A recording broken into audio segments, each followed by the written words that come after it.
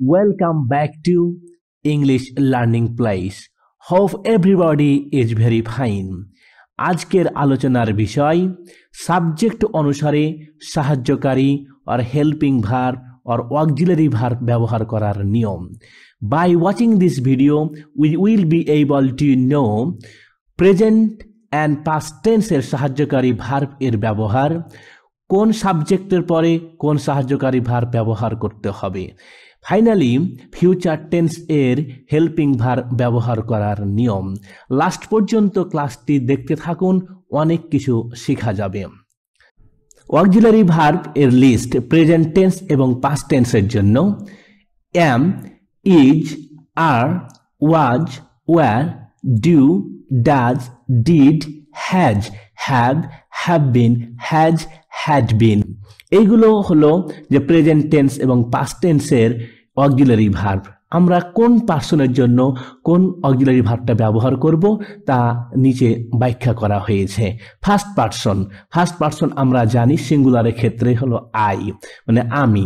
তো আই এর জন্য সিলেক্টেড অক্সিলারি ভার্ব হলো am, was, do, did, have, have been, had, had been. এবং আই এর প্লুরাল ফর্ম হলো উই, তাহলে উই মানে হলো আমরা। তো উই এর জন্য সিলেক্টেড অক্সিলারি ভার্ব হলো are, were, do, did, have, have been, had, had been. Then second person হলো ইউ। আমরা বাংলাতে সিঙ্গুলার হলো তুমি এবং প্লুরাল হলো তোমরা, কিন্তু ইংরেজিতে যখন ব্যবহার করা হয় তখন সিঙ্গুলার হোক আর প্লুরাল হোক, এর ক্ষেত্রে আমরা সিলেক্টেড অক্সিলারি ভার্ব ব্যবহার করব are, were, do, did, have, have been, had, had been. Third পার্সনের ক্ষেত্রে আমরা ব্যবহার করব। তো থার্ড পার্সন হলো সিঙ্গুলার আছে, প্লুরাল রয়েছে। তো সিঙ্গুলার হলো যেমন হি, সি, ইট এবং যে কোনো সিঙ্গুলার নাম যেমন রহিম, করিম, ঢাকা, বাংলাদেশ ইত্যাদি। এই ধরনের এর সাবজেক্টের জন্য সিলেক্টেড অক্সিলারি ভার্ব হলো is, was, does, did, has, has been, had, had been. They এবং যে কোনো প্লুরাল নাম যেমন পাখিগুলো, অনেক জায়গা, বৃক্ষরাজি, বোতলগুলো ইত্যাদি, এর জন্য সিলেক্টেড হেল্পিং ভার্ব হলো are, were, do, did, have, have been, had, had been. আমরা এখন পর্যালোচনা করলে জিনিসটা আরো অনেক সহজ হয়ে যাবে।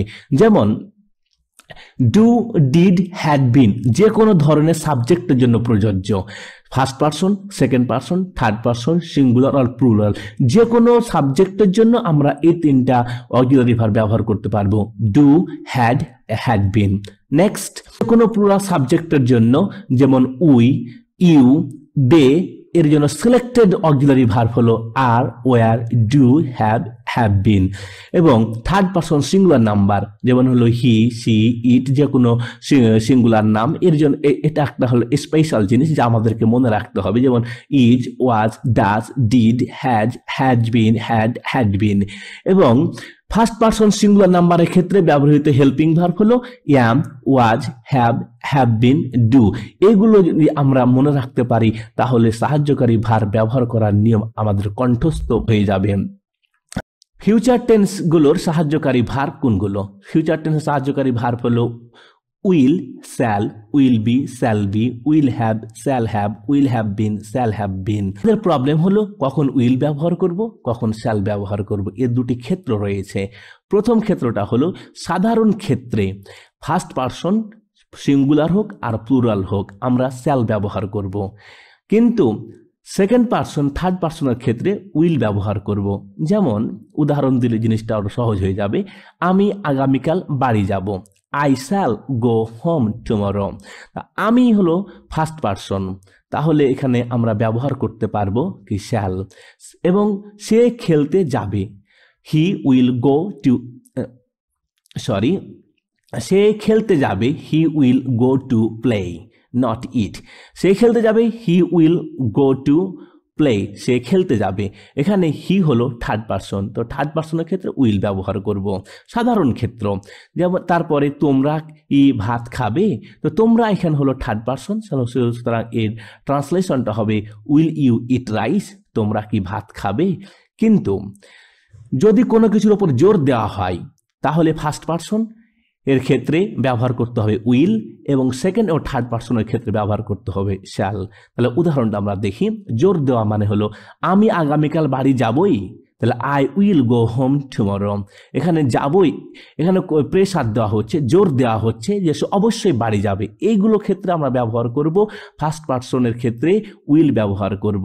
কিন্তু সে খেলতে যাবেই, সে খেলতে যাবে, he shall go to play, সে খেলতে যাবে, সে খেলতে যাবেই মানে এখানে প্রেসার দেওয়া হচ্ছে, জোর দেওয়া হচ্ছে, তাহলে এখানে আমরা ব্যবহার করব উইলের পরিবর্তে শ্যাল ব্যবহার করব। তারপর তোমরা কি ভাত খাবেই, তাহলে খাবেই এখানে প্রেসার দেওয়া হচ্ছে, জোর দেওয়া হচ্ছে, তাহলে আমরা কি উইলের পরিবর্তে শ্যাল ব্যবহার করব।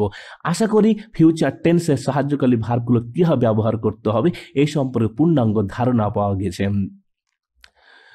যদি আমার এই ভিডিওটি আপনাদের অতি সামান্য উপকারে আসে তাহলে like, comment and share with your friends who want to learn English. আর যারা আমার চ্যানেলটি সাবস্ক্রাইব করেছেন তাদেরকে অসংখ্য ধন্যবাদ, এবং যারা নতুন please subscribe my channel and